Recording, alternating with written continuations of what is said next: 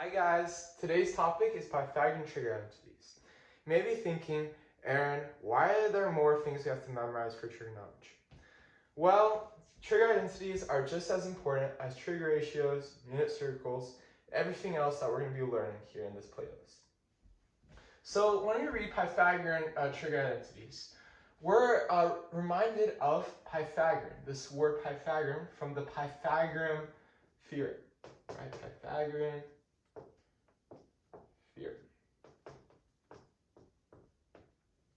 where we had this triangle here as a right triangle, and we had just simply an A here, a B here, and a C here.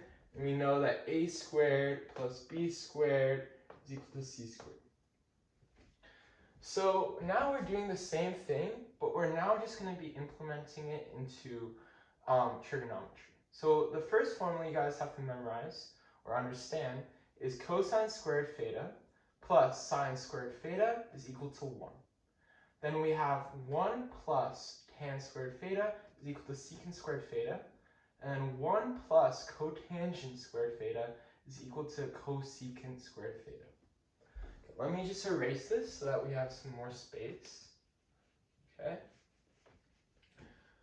So these are a lot, like we have to memorize, right? We have to memorize new formulas. Well, there's a pattern we can find in these formulas here. One of them is for this one, right? We see that it's cotangent, right? Cotangent for one of them. And then we see that it's cosecant, right? Cosecant. And when you look at cotangent and cosecant, the wording, two letters are the same, right? So co and co. We can be like, okay, right away, we know that 1 plus cotangent squared theta is most likely going to be cosecant squared theta because of this letter formation we see. Another trick we can see is that 1 plus tan squared theta is equal to secant squared theta.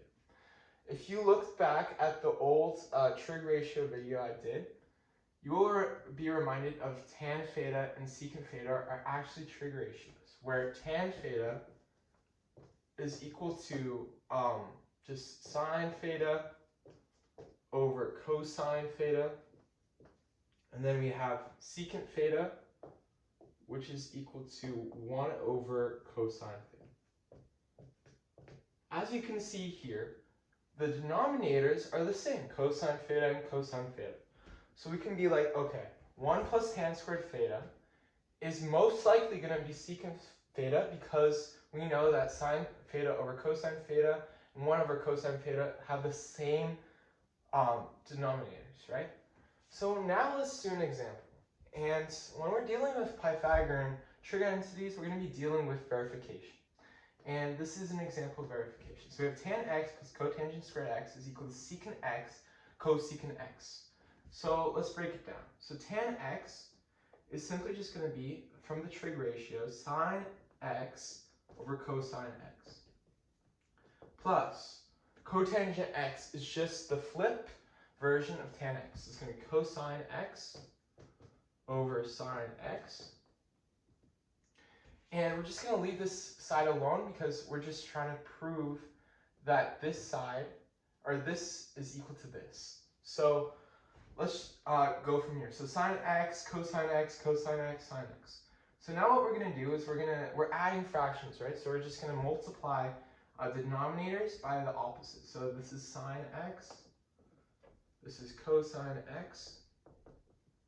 And when we do that, we see that it's sine squared x over cosine x, sine x, plus cosine squared x over sine x, cosine x.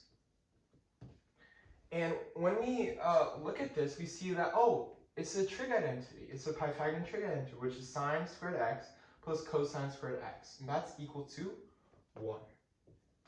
Then we have cosine x here and sine x. When we break this apart, we see it's 1 over cosine x and then times 1 over sine x. And when you remember from the trig ratios, we know that 1 over cosine x is simply just going to be secant x. And 1 over sine x is just going to be cosecant x. And we're going to finish it off by saying it's left-hand sided proof, because we did it on the left side and we proved it from there. Thanks for watching.